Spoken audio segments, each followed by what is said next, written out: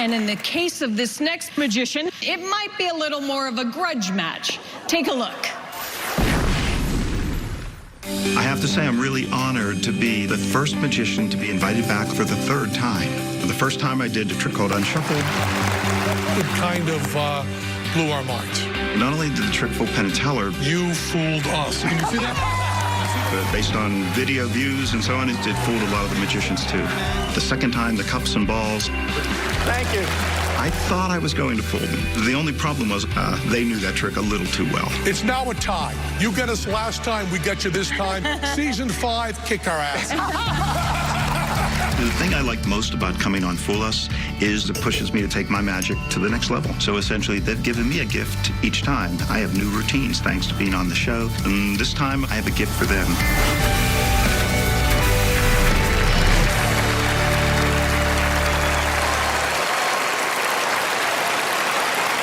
Back again on the Fool Us stage here with 5 randomly selected audience members is Paul Gertner. Thank you. Thank you. Well, Penn, last year you said, Paul, season 5, kick our butts. I'm going to give it my best shot. Okay. I wish I hadn't said that. Now, I asked the producers to choose 5 totally random people from the audience to join me, and I want to thank you for coming up and helping me out. I'm not going to ask your names because your names are going to determine the outcome of this trick. But first, a little story. In the early 70s, there was a study done in Las Vegas about winners and losers.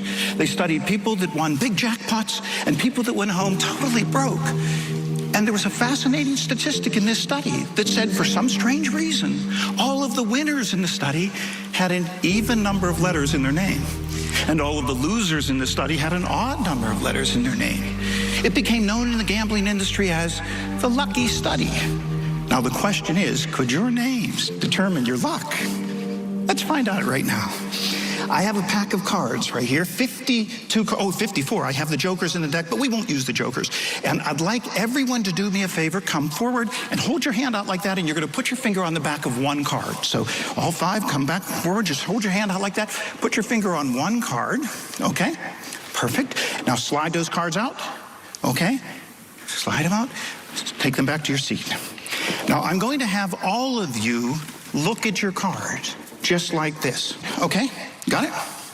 Okay, and now I'm going to turn my back. And when I turn my back, I'm going to have you flip the card out to the audience, just like that, okay? Now, go ahead, you can turn it out to the audience, all right? And look at it. Now, everyone in the audience, remember one person and their card, okay? Now, flip the card back around towards yourself, and we will now be ready to go. Now, we're going to place those 5 cards back in the deck one at a time, all right? First card right over here. Now, normally a magician has to find 1 card, but, well, I have to fool Penn and Teller, so I'm going to do 5. Now, would you place yours here? And let's get back to the story. Now, has anyone ever heard of the name Thomas Preston? Probably not. Thomas Preston was a gambler in the early 70s, but he never really won much of anything. He read about the lucky study, and he decided to change his name, because when he added up the number of letters in his name, he discovered he had 13 letters in his name, a very unlucky number for a gambler. So Thomas Preston changed his name to Amarillo Slim. Oh, this is true. You can Google it. And once he changed his name to Amarillo Slim, he actually became very lucky, because Amarillo Slim had 12 letters in the name. And he went on to win 4 world championships of poker. The last one with a royal straight flush in spades. Not something you see normally in Las Vegas. Now, the question is, did changing his name change his luck? We're going to see right now with these 5 new friends I have here at the table. Here's what I want you to do. I want you to add up the number of letters in your first and last name together, okay? Now, you can use your fingers to do this, to be sure. Yeah, by all means. Now, I'm going to take and start over here. I'd like to know how many letters in your first and last name together. There's 15. 15? Oh, 15. Wow. We might be down to first names only here. Okay, 1, 2, 3, 4, 5, 6, 7, 8, 9, 10, 11, 12, 13, 14. You said 15? 15. How many in yours? 8. 8, and that's not your card by any chance, is it? Okay, 1, 2, 3, 4, 5, 6, 7, and 8. How many in yours? 14. 14. First names only. Go to figure out how many letters in your first name. 14, that's not your card? No. Okay, 1, 2, 3, 4, 5, 6. You said? 14. 6, 7, 8, 9, 10, 11, 12, 13, 14. How many in your first name? 17. How many? First name? Twin. 12? Twin. First name? Yeah. Do you have a nickname? So 5. 5? Okay. And is that your card? No. No. Okay. 1, 2, 3, 4, and 5. And how many in yours? 22. First name? No. 5. 5, and that's not your card? Nope. Okay. 1, 2, 3, 4, 5. Let's see if this worked. Now, there's no way I could have controlled anything, but I had 5 random cards selected, shown to the audience, and I dealt the number of letters in your name. I had to use your nickname, but we got there. For the very first time, let's see if you're as lucky as Amarillo Slim. What was the name of your card? Do you remember? Yes. It's the 4 clubs. 4 of clubs? Oh. And your card? 7 of spades. 7 of spades? And your card? 8 of spades. 8 of spades. And your card? Red king. A red king of diamonds. And your card? 5 of hearts. 5 of hearts. Just like that, and I thank you. Thank you. Oh, but ladies and gentlemen, it's possible Penn and Teller already know how that trick was done. However, I promised Penn to surprise you.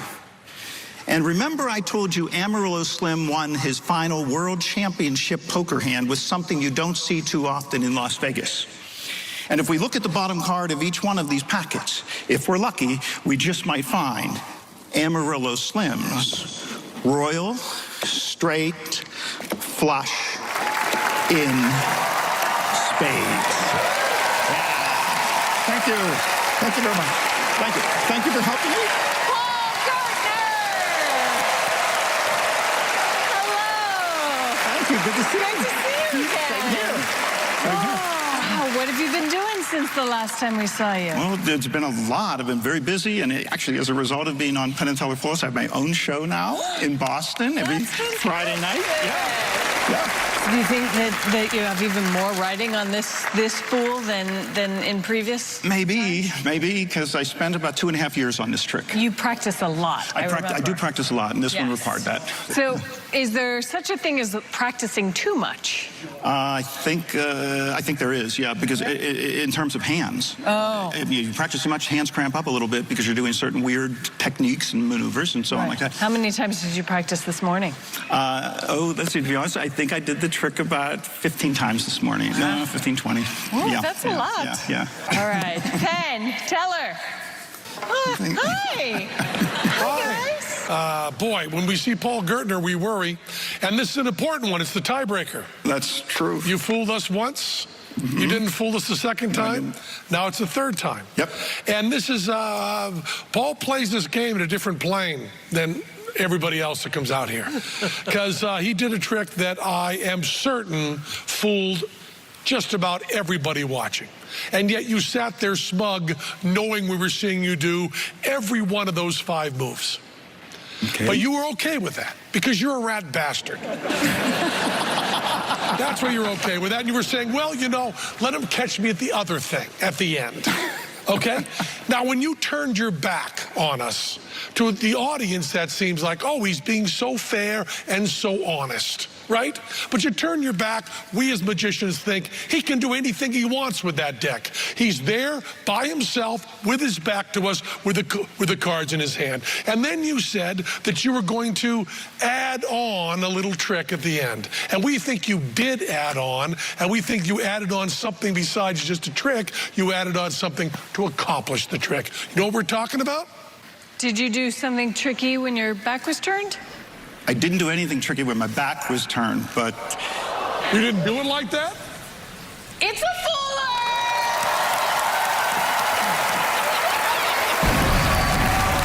Again, tiebreaker.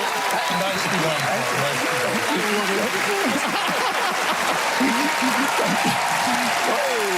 Thank you so much. Yay!